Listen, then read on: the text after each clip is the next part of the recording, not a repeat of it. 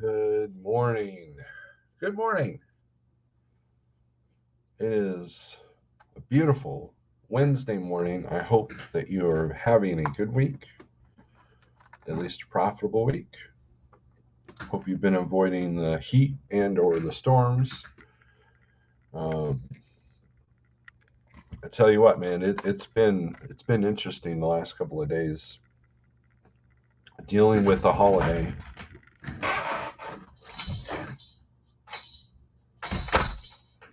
As a truck driver, you've got depending on where you live, you don't have too many choices. Sometimes, like for me, it was easy.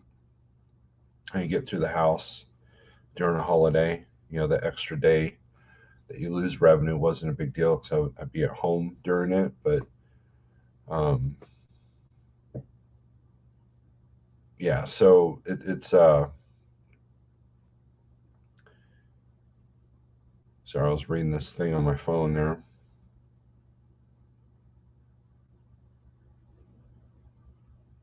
Oh, okay. Anyways, it's yesterday and Monday and Tuesday. It was getting pretty stupid. But we soldiered through. We got a couple loads booked, trying to create strategies. So I figured I'd go over that a little bit, because you have the Fourth of July, which is on Monday, and it's kind of I know I need a new chair. Nothing witty is what it is. Need one of them fancy, gamer chairs. But it's way to distract me. Thanks. Anyways, I'm easily distracted. I'm that, you know, I'm this squirrel. Anyways, no, it's just dealing with holidays can be interesting. So I figured I'd go over that because that can make things a little bit harder. Sometimes they can make them better, and I'm seeing some things in the future that don't look bright, but I'm also seeing some things that could be okay. So, anyways, get some more people in here, and then we'll do our shout outs. Yesterday, I had a old school moment of it reminded me of the times before I was a truck driver. It reminded me of the times before I was, having to deal with rates and lanes and market this and business that and all that. I took the time to after I was done dispatching, I took the time to work on a bicycle. I used to work on bikes back in the day. Got the bike ready. I've got a friend of mine that I'm giving a bike to. I had to get it ready, and I've got all my old bike tools. What you might not know about me is that I used to work for a contractor as a contractor for Huffy Service First. And what we would do is we would go to Walmart, Kmart back in the day, Target, Lowe's, places like that. We would work on. We would take the bicycles out of the boxes, put them together. We got paid piece rate, so the faster you can do that, the more money you made. And then we built grills. We put the grills together. We put the lawn mowers together. We put the riding mowers out of the crates and raise up the um, the blades. We would put the furniture together. We put swing sets together, stuff like that. It's a great job if you're mechanically inclined. I mean, I knew bikes pretty good, and I had a pretty good mentor, but when it came to the furniture or the grills and stuff like that, it just depended on how good the quality of the instructions were. And so, anyways, the whole point of that is that I felt like my old self working on the bike, and then I decided to restring one of my guitars, and so I was demonstrating that to my youngest, who's got a guitar now, and was you know restringing a guitar first time in a long time that I've done that, and there's nothing better than bright strings, right? So let's get back to the trucking thing. Let's do some shout outs. Big Houston, you are first and you are here. Thank you very much. Sage News, what's up? Matt K, good morning. Also, Matt K, good morning. Nothing Witty is in the house. Good morning, Shannon. Let's see. LOL, that's what I'm here for, right? Big Rig Shield, volumes seem to be going up on the spot. Holiday push on rates, right? So the rates are. No, I'm letting the dog out. The rates are. It's weird. I didn't see the drop in rates last week. I saw some pretty good rates going. I got some decent rates. But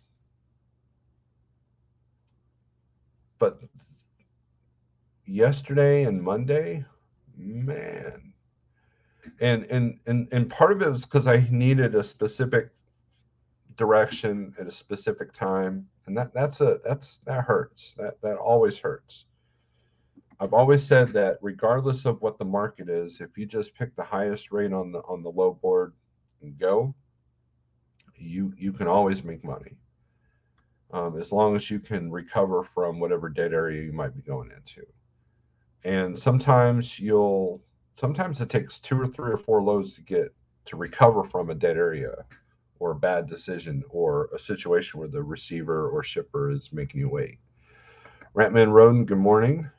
Eddie, good morning. Got to get the coffee going. Yep, we do. We got the coffee right here. Right here.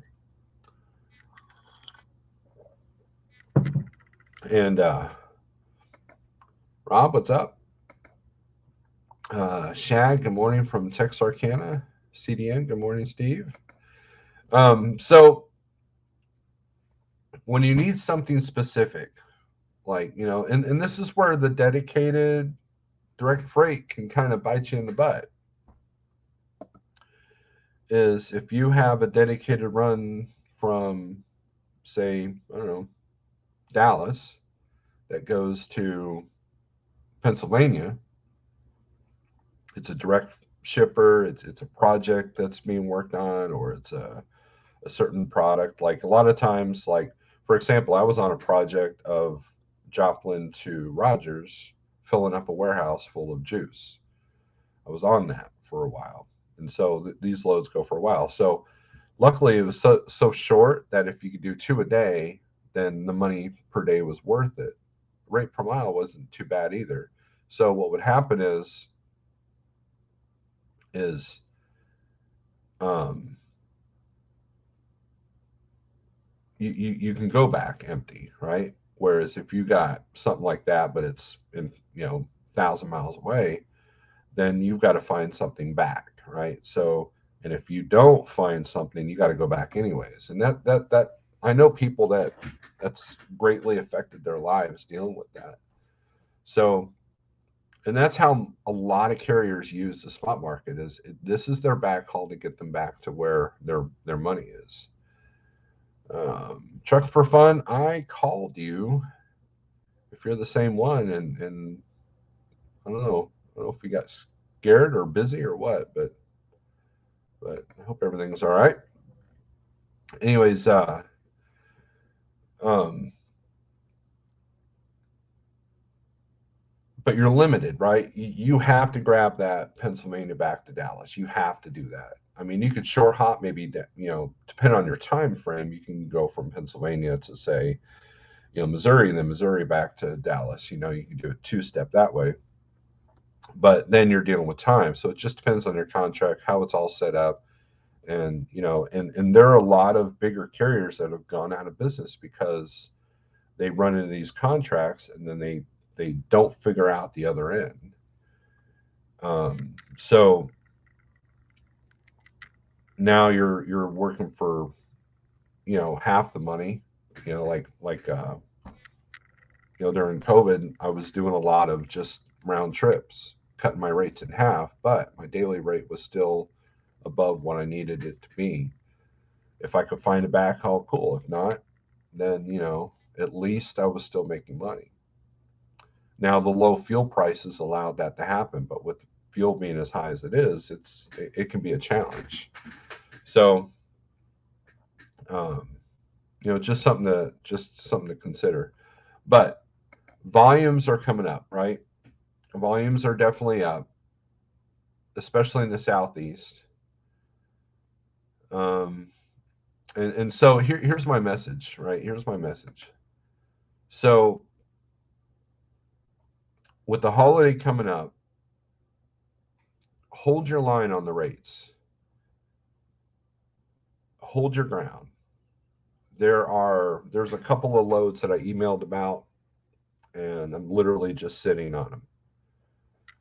Um, just just because. And I did that. I got about an extra grand to go out to California than what the 30-day was averaging. It was it was multiple stop, of course, but I wanted more, but she reminded me that it was California because the rates coming out of California are fairly decent. But it seems like once a market flops a little bit, they are quick to be on it.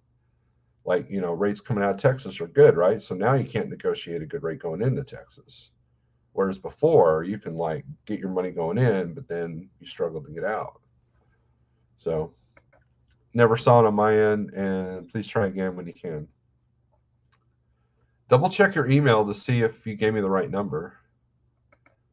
So, exactly, Steve. Finding consistency on spot and contract freight is difficult. Even if you secure a contract going one way, hard to find return loads back to the same city. SST, good morning. Um, that's true, yes. And let's highlight that comment there. Now, there was one year for the 4th of July, I was able to grab extra money and use the whole, well, I'm going to be away from my family, and I'm working this weekend, so my kids are kind of bummed that if I work, so let's make this worth it. And she gave me the money. Um, but it's a little different this year.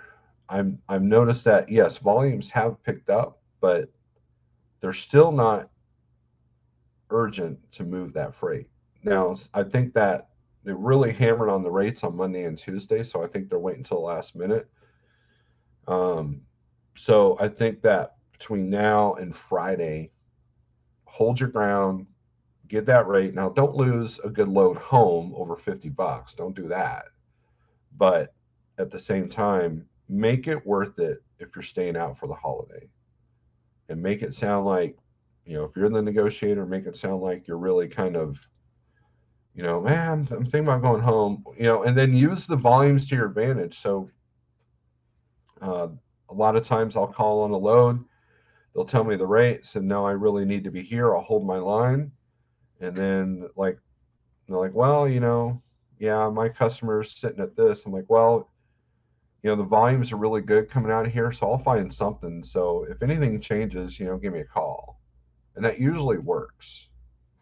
Not all the time, but it'll usually work. The only time that you take what you can get is if you're desperate, or if you need to do a specific you need a specific load to a specific place at a specific time. That's usually when you take your hit. You might be looking at a situation where you can either make 3 grand and go home, or you can stay out and get 5 for the weekend.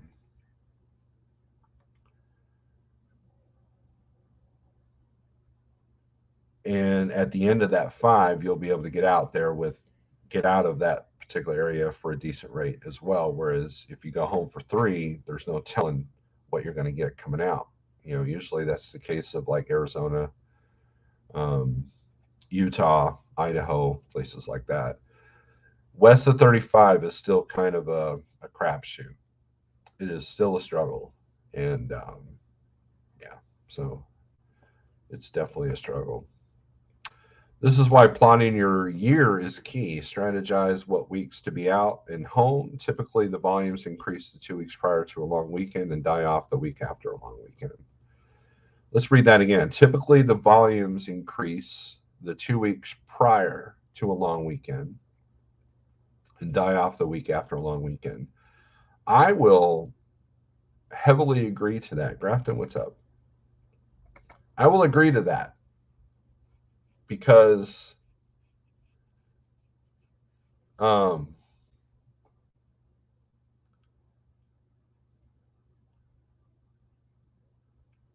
I've noticed after the 4th of July, I've struggled a little bit in the past. And it seems like, yeah, I'll definitely agree to that because volumes have been picking up. For the most part, unless I'm going to specific areas, I've been able to get some good rates. But, here's the other element to that. Drivers, your productivity is so important when it comes to revenue. For example, there's a lot of productivity that's out of your control. And for example, let's say you have your truck has a small breakdown on a Friday afternoon, and you're in an area where there's not 24/7 dealers, shops or whatever. Now you've lost your whole weekend, or you took your truck in Friday morning, and you're kind of in a not so great area for freight, and they don't get done with you till Friday afternoon. Now you're sitting all weekend, if since you can't find nothing, or deadhead 4, 5, 600 miles, which adds cost to your operation. That's the time lost. And so when everybody's doing their math, when everybody's doing their cost per mile, their cost per day, their cost per month, when you are looking at that overall cost of operation and what you need at home, you can sit there and say, well, I'm going to work 30 days a month, or I'm going to work 26 days a month, or I'm going to work 28 days a month. Well, sometimes you don't dictate when you work. So I highly encourage people that when you can dictate it, do as much as you can. In other words, get it all out in the beginning of the month so you can relax the rest of the month. Get your numbers up, and that way you can address the truck issues, you can address the freight issues. You never know. You might have a pallet left on your trailer that no one can decide what to do on a Friday afternoon, and now you've lost a whole weekend. And you don't want to just get rid of it because that might be a cargo claim. And there are things out of your control. So if you can control your productivity when you can, you want to be as efficient as possible. Maximize your clock if you need to. The early end of open window appointments, first come, first serve. And once you get the knowledge of your area and your customers, avoid the customers that there's going to be a long wait. For example, Target. Targets are traditionally known for having long waits on the delivery end. And so what I'll do is I won't avoid Target completely, but what I'll do is I'll say, all right, I'll deliver at Target at 4 p.m. in Topeka. They let me spend the night there. So I drop the trailer. Of course, that's what you have to do. And then just put myself in the sleeper. And then I go to bed. And then at 1:30, 2 a.m., I'll get a call. I'll use that call as the timestamp that I write on the bills of when my trailer was empty. And then submit that to the broker, and I will only do target loads on brokers that I know will pay attention, will give me the runaround. So it's use of my time. So I'm getting paid basically to sleep. Whereas, deliver at 4 o'clock on a Friday at a Target with no load, with a load book that picks up Saturday morning, or not even, or don't have a load booked, when I'm 600 miles from the house, I'm not going to do that. So, there were times when I did deliver at Target in Topeka and just went home because it was a weekend, because I didn't land that on the right day. You did give the wrong number. Okay, no wonder the guy was kind of rude.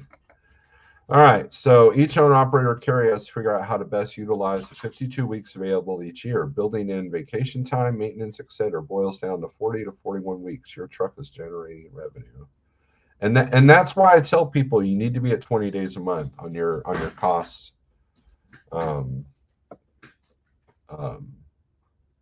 Analysis, right?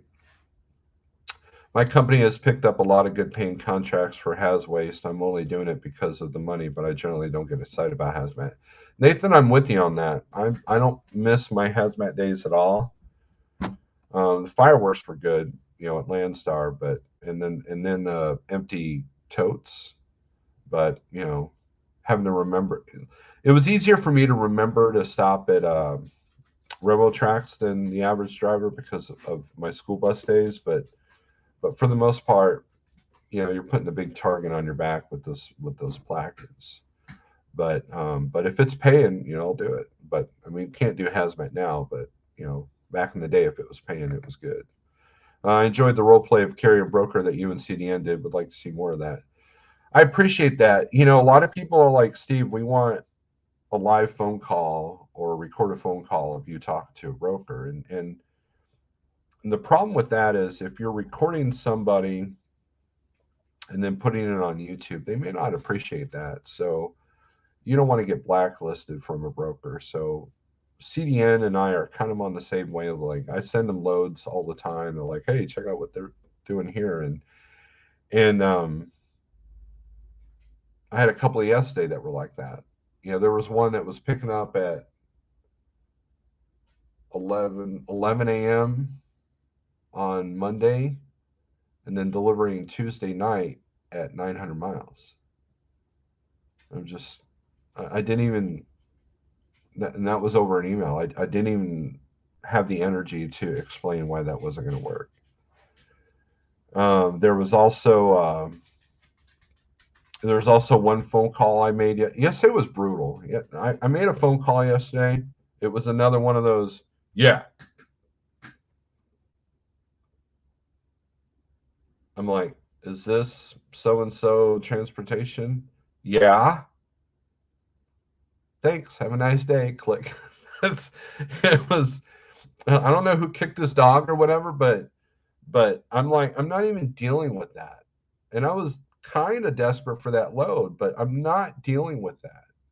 And for the life of me, Ryan Transportation, if you're watching, answer your phones. I called 5 different agents for Ryan Trans, and none of them would answer the phone. I don't know if they have a holiday yesterday or what. I even had an issue with TQL giving me the runaround on send me to someone's desk, and I'm getting a voicemail, and the voicemail box is full. It was crazy. It was absolutely crazy. Normally, I don't name brokers on this platform, but I was just so frustrated trying to get a hold of anybody.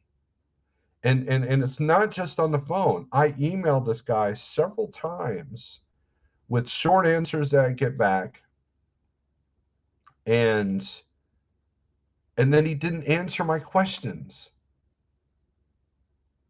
It's crazy. I don't. It blows my mind. And I used to have a good relationship with Ryan Trans. I don't get it. So Ryan Trans, if you're watching, you need to kind of fix that, because you could have moved like 4 loads yesterday, and I couldn't get a hold of anybody. And the people that like I look at the email signature, I call that number, no answer. I ask a question about what the product is. I don't get an answer. It's crazy. It was very frustrating. Yesterday was brutal. So, Red Diesel, what's up? Desert Okie Pam, good morning. DIY, good morning. Hope you're doing well. Fran, what's up? Getting creative to generate extra revenue, such as having 2 trailers for busy weeks. Either you get both loaded or hire a local cartage carrier to pick up a load, 2 loads for a weekend. I did that. I actually did that. There was a load I picked up for a local carrier that's also got a brokerage. Picked up a load from them out of Lenexa, took it to Springfield, but it didn't deliver till Monday. This is Friday afternoon. And then I asked them if they had any power only for their own trailers. And they go, yeah, we've got one. We've got a load. So we wheeled and dealed, and I picked up a load off their yard, took it to Searcy, Arkansas, and then picked up a load out of Morrilton, which normally I wouldn't load out of there on my own trailer, but I did on theirs, and brought it back to the yard. It was going to Wisconsin. And they tried to get me to take it to Wisconsin. I'm like, no, not at the rate that you're asking, but I still got your load to deliver on Monday. And they're like, oh, yeah. So what would have been a $500 weekend turned into a $1,500 weekend. And Jeff was kind of impressed with that I thought outside the box on that. And I've actually even thought about that now because I'm sitting on 2 empty like trucking trailers, rentals that are plate trailers. And there are loads around here that are dropped trailers that are empty cans that pay really good for the drop time. And so that'd be great since I'm just sitting here doing nothing anyways, right? Yeah, so it's not just me, right? And I used to do a lot of loads for Ryan Trans. It's crazy. That will only work if you have some shorter runs, right? And so that's mastering the short game is definitely can be challenging, right? You're on the low boards all the time, but if you're doing the short run, you're only doing maybe 200 miles a day, and so you have the time to kind of comb the low boards and strategize, and then things have got to work just right, especially when you're booking 2 or 3 loads ahead, which I try not to get more than 2 ahead. But for the week, but if you're trying to plot out a weekend, it could be a challenge. So yesterday I was working on something where, I was trying to get a driver back to Phoenix for a decent rate. And so I thought, well, I'll go through Phoenix. You can deliver in California. Well, you can get like 35 to Phoenix, but only $3,000 to California. So that ticked me off. So I was like, okay, obviously we've got to do shore hops. But then time becomes a factor because he wants to be home for the weekend. So after 18 failed attempts to contact Ryan's because they had the loads that I needed, and then the rude guy of the other place, on which I won't mention, and a couple of loads that were already gone when I called or emailed on them, I called my normal guy that I use for 80% of the time and said, okay, let's strategize here. If I grab this load to here, what do you got coming out of there to go to here? And that was any time that I've made the most money in the spot market with my own truck or with others. That's what I'm doing. I'm strategizing. Okay, if you got something here, do you have something that goes here? And that's what I was trying to do with Ryan Trans. That's what I was trying to do with him. And the guide, for the life of me, would not communicate. So, anyways, I got to stop talking about that. But and so sometimes it's good that's where these broker relationships have to come in, is like, okay, and you can do that from the beginning. So you call in a broker and like, hey, something logistics, I see you got a load going from here to here, you wheel and deal on that load. It's like, okay, so if I do that load, do you have something that comes out of there that goes to here, because I need to be actually over here? And then they go, yes, no, oh yeah, actually I do have something. And you try to string it together. Now, the click and go string togethers, you got to watch those, because usually they're not legally able to do, and so they could be a challenge. And I always crack up when I got a driver that calls me questioning the 7-3 split because they decided to book some of those strengths. they're challenged with the hours. So, Steve, if broker offered a round trip, meaning you get reloaded where you get unloaded, are you willing to haul for less versus deadhead for a different load? It depends on the situation and the scenario. I've done it both ways. I remember I was sitting in Groveport, Ohio. This is a great story. I was sitting there in Groveport, Ohio, delivering a C.H. Robinson load. I was literally across the street from my next customer, my next shipper I was going to pick up. I was picking up a load of out of Ohio going somewhere, Groveport, obviously. I get an email that the load was canceled. So I called up my CH guy. I'm like, hey, man. And the second load was a CH load as well. He's like, man, I'm going to get you Tonu. That's BS. That's crap. And then he didn't have anything. So my buddy Harold was telling him the scenario and goes, man, I've got a gal. So we get on a three-way call. He calls her. She had a round trip going from Ohio, Perrysburg, Ohio to, I forget, somewhere in Michigan and back. It was empty racks up and full racks back. Round trip came out to about 3 something a mile. It was awesome. It was perfect. It was a good rate. Sometimes I will take a hit on a load if we can connect them.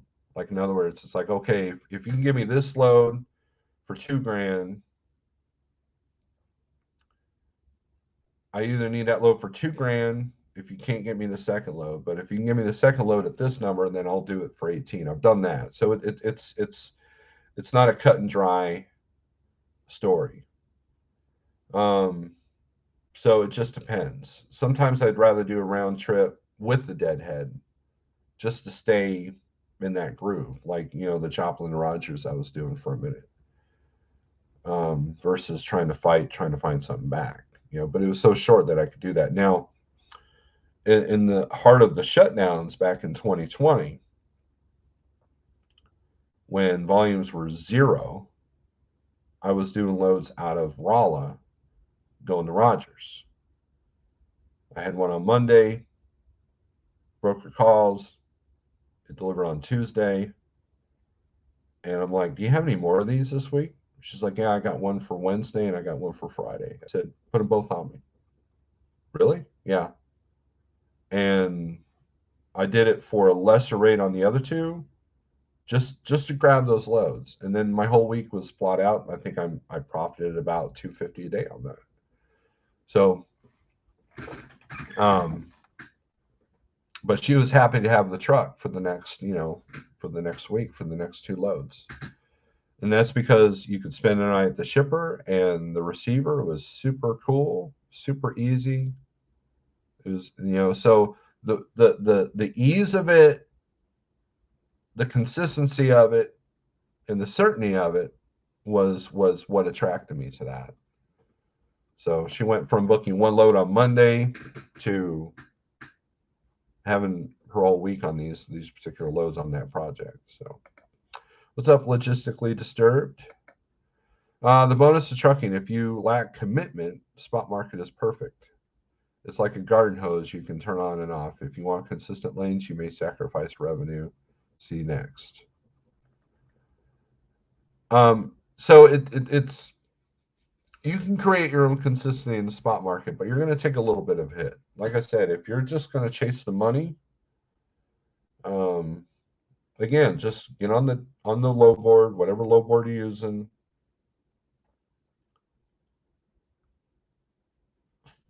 Pick the highest rate on that board as long as the times work for you, and do it.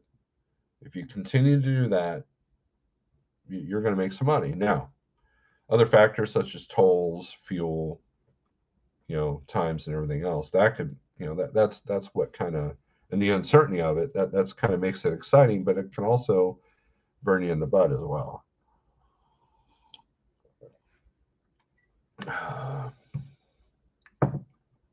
There's a delay on this StreamYard. I see the comment in the live feed before I see it on my screen here. To gain consistency as a new owner operator or carrier, you may have to sacrifice at the beginning to establish and market yourself. Long term, you build a reputation, and money will come if you stay in a certain area. And that's precisely, not precisely, that's generally what I do. That's why it's tougher for new operators that don't know the country. That's why it's tougher for, if you've only had your CDL for 2 years and you decide to own a truck and get out into a self-dispatch situation. So, where my dispatch comes in is like, I know what Pennsylvania is like. I know what California is like. I know what Texas is like. I know what it's like to run in North Dakota. And because I've been to all these places, and that's where experience really comes in. And dealing with all the different rhythms of the spot market, the ups and downs, and what works and what doesn't work, and what could bite you in the butt, and what will be a success, and what's a home run, and what's a base hit, and all these different things come from experience. And so you have a lot of people that are inexperienced that are coming out to the spot market, and they are getting their butts handed to them as we speak. And if your costs are high, that's hard to recover from. If your costs are low, where you can afford a few mistakes, then you're good. So you have a lot of things going against you right now. You have the cost of fuel, lower rates, even though I'm still getting decent rates, lower rates than what we were getting, 6 months ago, and lower volumes, and truck breakdown issues, parts issues. There was a funny meme that involved Oprah. It was like, when Oprah used to give cars away, you get a car, you get a car, everybody gets a car, that. But um it was about parts. Like, you don't have parts, you don't have parts, you don't have parts, everybody's out of parts. It was pretty funny and pretty spot on too. And so if you're running with, if you have no savings and you have no credit and that truck breaks down,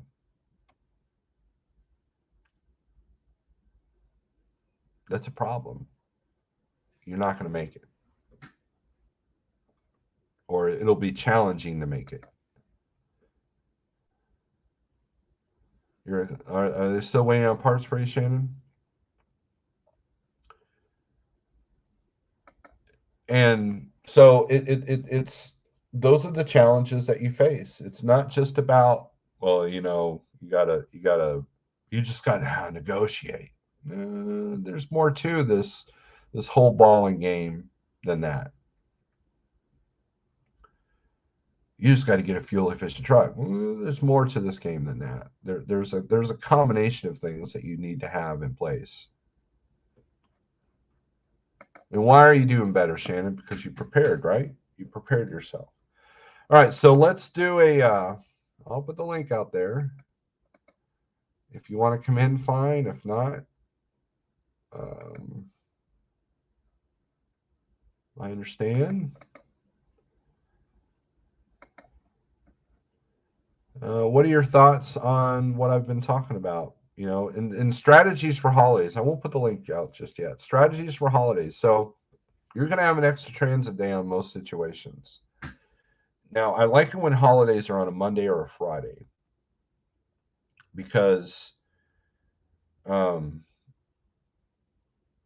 it makes it a little easier to navigate than, say, if the 4th of July is on a Wednesday. Just know that a lot of places go home early on Friday when the holiday is on a Monday, and they will not open until Tuesday. There's a lot of places like that. There are some 24/7 places that, regardless of the holiday, except for Christmas, that they're open. But for the most part, the other element is let's say that you book a load that picks up, like I had a situation where I could have booked something that picked up on a Saturday, this Saturday, and the broker that had that load has been known to not have the right information. So what I ended up doing is not even messing with that, because on a Saturday, who are you going to get a hold of? Yeah, they might have a 24/7 line, but that person can't do much. And then now you're sitting there. And a lot of brokers won't, unless they absolutely have to move that load, they're not negotiating on weekends. And so you can look at the click and goes, but if you have a problem because maybe the place is closed and the click and go wasn't, aware of that, um, then that then you're stuck.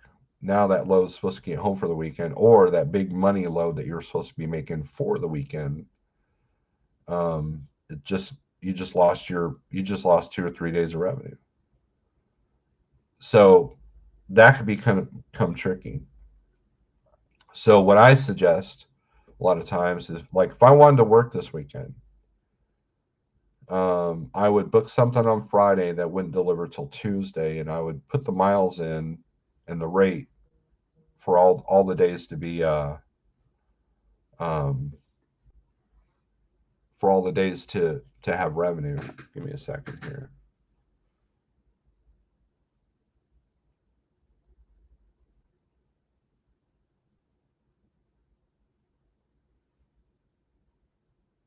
Okay.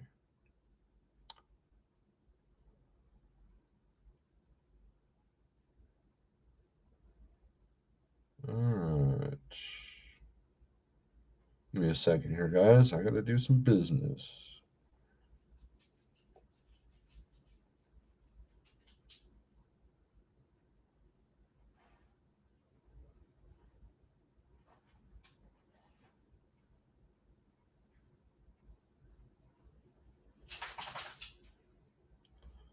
There we go. Sorry about that. No, I meant the 2-year call CDL that came out the spot. Oh, okay. Um, but you prepared for that. You prepared for that, right? You prepared and you listen. You listen to people. Again, I'm going to go back to that Peaky Blinders scene where Thomas Shelby's losing his crap and says, "What do I have to do to get people to listen to me?" No one listens. My Instagram is Hail Truckers from Iowa pop up. They have a nice driver recruitment page. They even have a terminal in Alberta. I was not aware. All right, so let's put that out there. If you want to come in, fine. If you don't, that's also great, because we're at 45 minutes. I feel like I'm being redundant. I feel like we've talked about this over and over. And so I'm getting less motivated for these live feeds, to be honest with you. But it's good chatting with you people. It's good that you guys can have some conversation, Sage, did you see the video? I put that link on a comment, one of your videos. Sage and I were talking about the other day. I was giving him crap for how he titled the video, one of his videos, and he's like, "Because no one listens to me." I'm like, I'm listening. I'm hearing you. In fact, you're listening to me sometimes. Sometimes. It's how it is.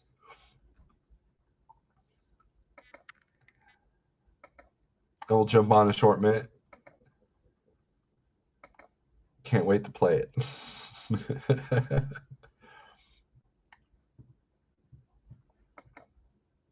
What did you say? I was not listening. Yeah, it's. I did that to my wife this morning, or maybe it was last night. She said something about people not listening. I'm like, what?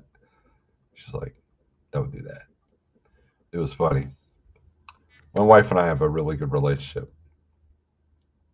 We can joke. You know, we can joke about stuff that might get other husbands, you know, beat up or something. But kids just kind of look at us like, well, that's weird. You guys are weird. Mom, Dad, you're weird. But so, anyways, holidays are going to be tricky, but hold your ground. If you're not desperate to move or you're desperate to be in a situation, man, hold your ground. Get that rate. You know, depending on the area that you're in, you know, get that extra money. I turned down 3 loads yesterday because I was trying to get like 500 to 1,000 more, and they were very cordial. They weren't like, you're crazy, click. You know, they weren't doing that. But at the same time, they're like, well, I know I need to hold it this. I'm like, well, if anything changes, give me a call. That's not your desk. No, that's why I thought I'd just jump on for a minute, you know, change the topic a little bit and show you that Canada doesn't actually have snow 365 days a year. No, that's not right. You're lying. Switch around. Fake news. Fake news. Let's see if we can do this. Oh, how do I do this again? Oh, maybe I got to go here. Give me a second. Yeah, let's go like that. Wow. You got a garden? Yeah. Yeah. My wife has done well. It's growing a little bit. This is the Costco plug and play hot tub. Not a fancy one. See a little bit of we actually grow some green stuff here. Nice. Nice little, we put this in a couple of years ago. Nice little kind of a Rock River looking style patio. Wow. You have to move all that stuff indoors when it snows, right? Yeah. And the one thing that really grows in Canada for some reason is rhubarb. Rhubarb grows like crazy. Huh. Yeah. Wow. So it's a little change of pace. She makes my wife will make rhubarb sauce. So then you can put it on your pancakes or put it in a smoothie or whatever. So it's kind of nice. We're back onto a school. So I got lots of I don't have neighbors only to the sides of me, nothing directly behind me, which has been fantastic. Man, you got a pretty piece of property there, man. Yeah, the town I'm in, they I must admit they do a nice job with you know, the new homes. They don't give big the new homes in my town, you know, as they built new homes, the lots got smaller, but back in the day they were all very large. So it was pretty nice. Nice. Well, cool. Yeah, so I figured that's so, man. So if I had that spread, I would be out there every morning, just sit my. You wouldn't have any life eats from me because I'd just be outside doing that. Oh yeah, well yeah. Here, right. I'll show you one more part here. Okay. Switch this back again. Yeah. So this is a little thing my wife has. It's all kinds of different herbs and stuff. So she'll dry them out and use them as the, you know, when she's cooking there. Mm-hmm. And then the tomatoes are blooming pretty darn good. Oh, yeah, so we got a nice little. This couple of these are old, very very old chairs, but my wife repainted them and they're a cool sitting spot for the morning for coffee on the deck, small deck, and yeah, so it's pretty cool. Nice, good deal. What do you think of that, Big Houston? You jealous of that? That's pretty nice. I have to give you props, Houston. You're catching up, man. You're catching up. Well, there's a terrible clause with this. 3 years from now, my wife said on our 10-year anniversary, I have to cut it off. Oh. Man, my wife would get mad if I cut off my beard. Rob needs a beard. Rob, grow a beard. I'm hoping she forgets. I've tried, Steve. I just can't do it. I haven't hit puberty yet, so it's not working. That's funny. It takes a lot of time and dedication, that's for sure. Well, I can get like a 3-day stubble, and then after that, it just looks like a 3-day stubble forever. So it just doesn't. You know, I can't. I reactivated my photo bucket account, and I have pictures on there that are like 10 and 12 years old, and like parts of it, my beard was like all curved over. Like, you know, I've shaved it several times, and once I finally let it grow, it got to where John Huston's is, and at that point is when it stopped curling Right. over, and then the weight just brings it down, so I'm not like some weird looking Amish dude. So, It's a good but thing you're not in Alberta, because you see, if you were a flatbedder in Alberta, you would lose half of your loads. My signal is garbage. really, because of the In beard. Alberta, it's all gas plants and oil fields, and every Oh. place you go, you have to be clean shaven to be able to don a face mask in the event of an emergency. So they clean shaven is a big.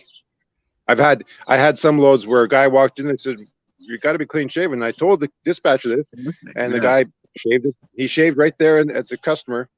Wow. Not often, Yeah. and I know sometimes it's just laziness, but other guys it's their personas, right? It's like your look, right? You have a beard for your look, and it's part of your thing. But others, they can do with it, or they can go without it, right? So, Right. Yeah. Yeah. I couldn't do the hazmat tank thing right now if I wanted to. So, but Sage, yeah, I'll do that.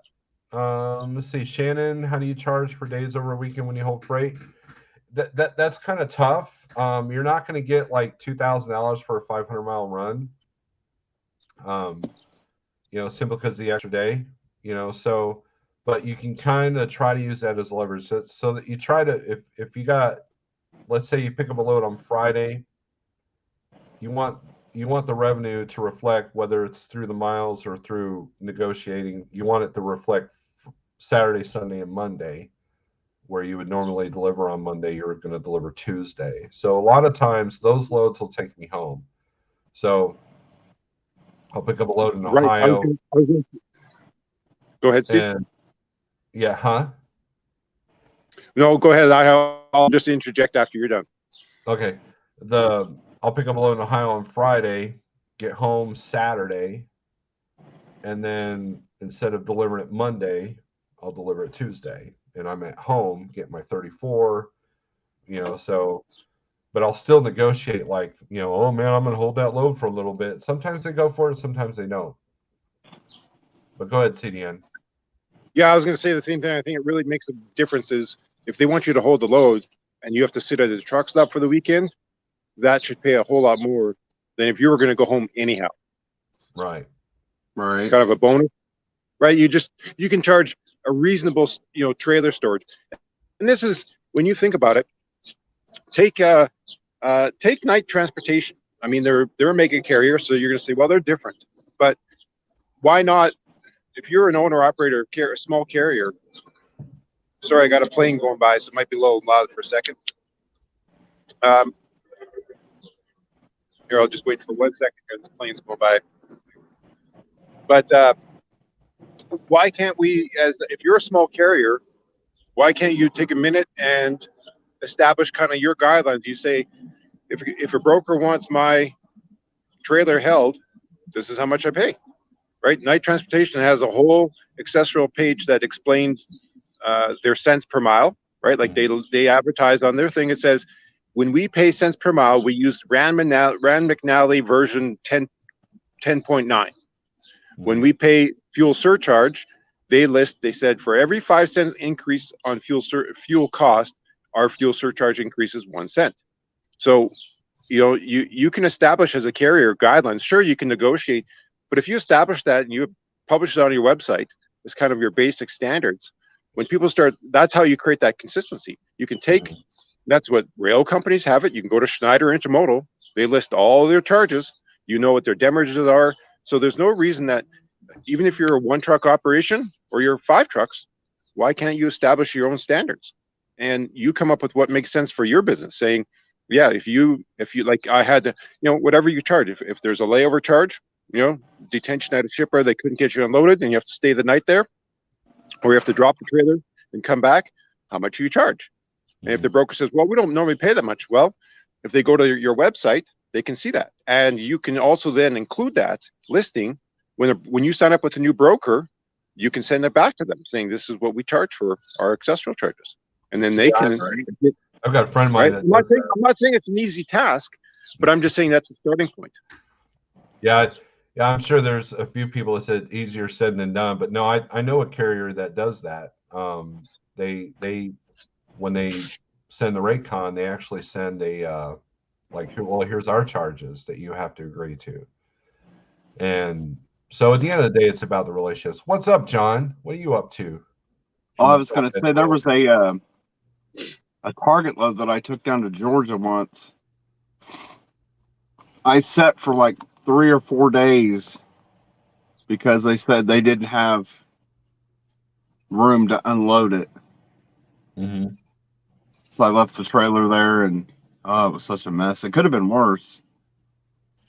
Yeah, Charles Anderson dealt with something similar, but it was Yeah, like he 30 set for days. like what, 2 weeks No, without he his lost trailer. 30. Well, he didn't lose 30 days, but he ended up doing power only for 30 days because the customer kept his trailer for 30 days. Yeah, I remember that now. Yeah, that was bad. Well, But I'll you give you know, an example. go ahead. Yesterday, I had a pickup in Miami. Drivers Mhm. show up, and I've been working on this load for a week. It's a partial coming out of Miami, going back to Canada, and Right. drivers show up, and the shipper refused to load them. And even my customer tried to get involved and convince them. They said, "Well, we can't do this short notice. We needed more time." Okay, 24 hours notice. So I offered the carrier two choices because it was a partial. Either I pay you a layover fee, or I pay you a turnover fee. So the carrier took the layover fee. How much do you think would be a fair? How much do you think I paid them for a night layover? And they loaded this morning for $150. how much? 150. I paid them 400. Wow. Well, it's Canadian dollars, but still, that's $325 American, right? US Mhm. dollars. That's So pretty good. you know, so and then I also gave this carrier because this carrier started out with an empty truck, and I had 14 feet in Miami, and then I have another 8 feet in Arkansas that I gave them. So I gave them 22 feet of their truck, so they just have to fill up the rest of the truck. So I paid them Wow. both delivering to the same city in British Columbia.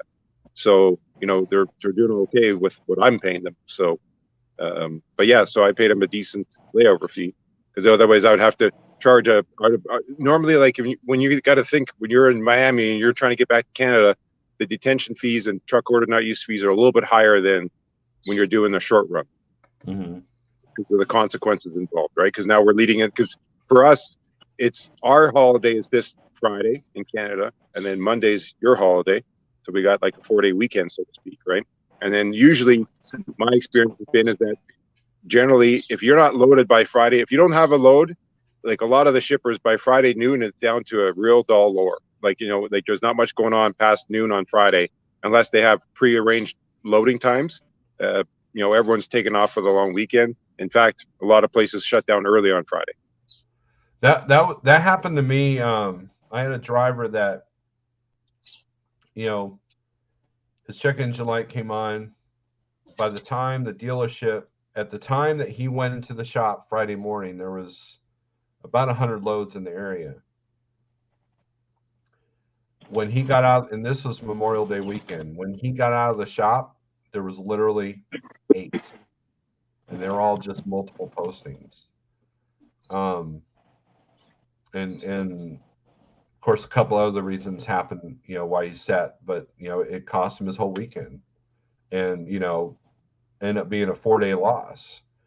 So that's where the stress comes in. That's why I won't book things on Saturday if I can help it, because every time I have done that, unless it was a click and go, even with the click and goes, something happens, and now you're sit there trying to recover from that. So I tend to try to be driving over the weekends versus trying to book freight. And that's Yeah, that's where the exactly. combination of short and medium and long come in. Like, a couple of shorties, do a long one, and then you can kind of recover from that. But so that's kind of how.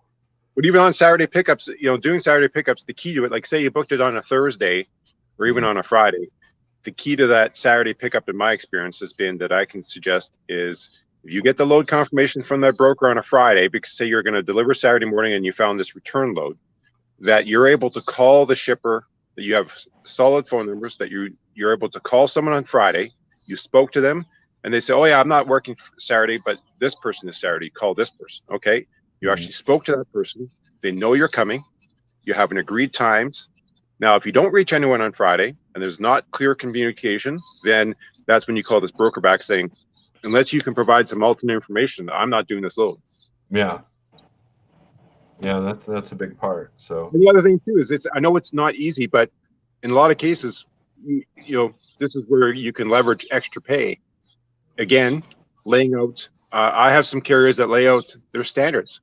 If you want pickups or deliveries before 8 a.m., they charge an extra surcharge. You want pickups or deliveries on the weekend, they charge an extra surcharge. Right? Wow. And so, now I know it's not easy.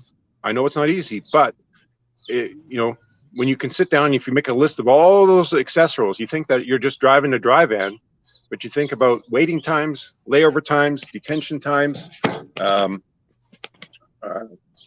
early deliveries, late delivery. Like think about it. If you're a nurse or if you're working at a warehouse and you work the night shift versus the day shift, you tend to get that shift premium, right, for the night premium. So shouldn't drivers get that night premium as well when necessary? And yeah, in some places charge you a late fee if you're late delivery too. Yeah. Dealt with that. Yeah, there's quite a few warehouses that will do that. They will actually charge you a fee for being late. yeah, there's one in Indiana. The tomato place. I forget the name of it. It's in Anderson. Red Gold. Yeah, Red Gold. Yep, there you go. They have a sign that says if you're more than 30 minutes late, better get a com check for $50. I mean, In my mind, that should be on that information should be clearly written on the load confirmation. yeah. I think the last time I was in there, that might have been. No, it was in the spot market, and I think it was on the rate con that the shipper the shipper does fine for that. I took new cans in there. Fran, that's why Fran says that's why I don't do live loads. Something always happens, waste time and money to me. People have asked me, how do Schneider finance people make those payments at Schneider? And that is what it is. It's the drop trailers that allow you to do that, because where at Landstar, this is why I went to Schneider from Landstar, was because at Schneider, if you didn't have a load book by Friday afternoon, you were done for the weekend. Wow. It was like a 99% chance that you were not going to find a load for the weekend. Where Schneider, you can deliver Friday night in Oklahoma City and click on the load board and find something for picking up the next morning, or even the same night on a Saturday or something like that, because it's a drop trailer load. So I was able to fill in the gaps. Now my rate per mile was still the same at Schneider and Landstar, but it was the gaps that I made better use of my time. I was more efficient. So when a lot of these Schneider guys come to the spot market, I have to tell them, hey, now you don't have that drop trailer option. So you got to be really careful, and weekends become tricky because of that. Whereas, Schneider, you can book 3 loads for the weekend. If one's screwed up, then, you call Schneider and say, hey, this load screwed up, take me off of it so I can book something else. And then usually you can recover. Or, these warehouses that are normally closed, like there's nobody loading trailers or unloading trailers on the weekends, but that security guard is still there. He'll take your bills. He'll let you drop the trailer and pick up a trailer, that kind of thing. So, I mean, that's, and so Fran's probably on the same kind of platform, and that's how those guys make those $1,000 a week truck notes, is because they're able to utilize all their time when they can. Should the lease driver get off? Don't even LVC. Oh man, we're not even gonna go there. I don't know. I feel surcharge conversation it's hilarious at this point. Wow, because 3, everyone wants to go to Landstar or Roadrunner, right? And I know it was funny. I'd have Schneider drivers come up to me. Yeah, I'm thinking about going to Landstar. I'm like, well, I came from Landstar, and they look at me like I've got trees coming out of my ears or whatever. Like, no, this is what you're going to run into, and the only advantage Landstar has over Schneider is specialized freight and long haul runs. Schneider, you're not getting a run from Pennsylvania to Oregon if that's what you so. All right, guys, we're gonna cut this short. I got a friend of mine coming over to pick up something, and John, thanks for coming in. Not a problem. How's the flatbed world treating you? Broke down currently. Broke down? Yeah, my center door on my headache rack, I had a broken strap that I'd put in the headache rack. The bottom latch is kind of wonky. It won't stay shut. And what had happened was the strap wiggled itself down, got caught on the airlines for the truck, and then there's hard lines that run underneath the frame. Uh-huh. The drive shaft caught that strap and ripped all that crap out. Wow. I was like, holy cow, because I'm in Ohio on US 23. I'm like, I was lucky to even get over because the truck just stopped instantly. And I had to cut all that crap out, and it was a mess. It did quite a bit of damage. Yeah, when I had my fire, I had to have the airlines underneath the tractor basically rerouted and redone. Oh, CDN's over there playing with fire. I'm gonna jump off here too, but I was gonna mention one thing. I know you guys have talked about the fuel surcharge thing, but the one thing that in that whole conversation, I think that was not discussed wasn't discussed, was regardless if someone's getting paid a fuel surcharge, it has to be published. That's the point that's missing. So, for example, my thought was on that scenario was, let's say, Steve, you have a couple brokers you work with. They just, they pay $1,000, $1,200. It's just flat rates. All of a sudden, you get this broker that calls you up and says, Steve, I've got 60 loads over the next 3 or 4 months that I'm going to pay. I'm going to, if you're interested, I know you've run this lane. Could we work out something? Maybe you could, lock in a contract with me and be one of my carriers for that contract. But what I'm looking at is, like, for me, majority of the stuff I do is flat rate.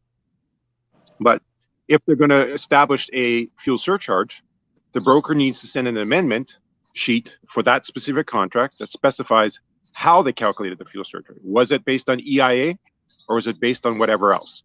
And then you have to have a calculation formula, because the idea being it has to be clear and transparent so that you can look back 1 year, 3 years, 5 years from now, and anyone that was on that fuel surcharge program can calculate what it was, how they came up with it. So if there's a chart, like you look at, when I was seeing that discussion about fuel surcharge, I thought of a company like Knight. So you look up Knight. Well, they list their fuel surcharge program. It explains when the price of fuel is between this price to this price, the fuel surcharge is this many cents per mile. Some carriers use percentage. And in fact, I've been on many RFQs for contract freight with shippers. And it's funny, the spot market doesn't do nothing with fuel surcharge, but yet there's many shippers that have established their own fuel surcharge programs. So it's funny, shippers who don't use trucks can establish their own fuel surcharge program, but yet the spot market hasn't done it. So that's no different than if a carrier is going to pay drivers a fuel surcharge program saying, when you get fuel surcharge, we'll pay you the 100%.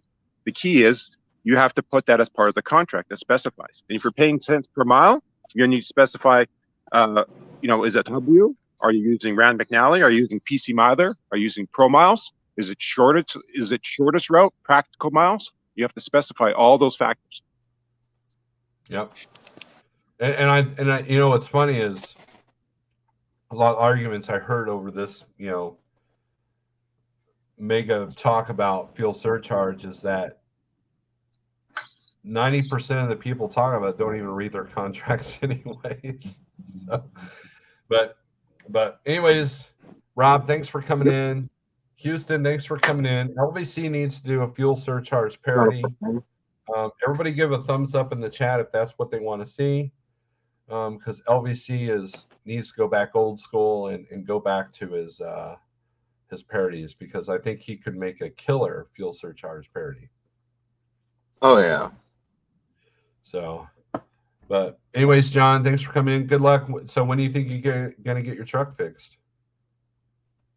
I'm hoping that they should have it done today. That way you get home for the weekend. Try and Right? get home for the weekend. Always. You're still doing the flatbed thing, right? Yeah. So Yeah. Yeah. But, well, good luck. Hope you get home and hope they get your truck fixed, and be happy it's not your bill. So, so Right. All right. See you later. all right, John. Thanks for coming in. All right, that was John Big Houston. He has a channel. I don't know if he's done anything on it in a while, but go check him out. And yeah, so guys, hold the line. Get the rates that you are trying. Make sure that if you're in a good volume area. And strength for today, hope for tomorrow. Peace.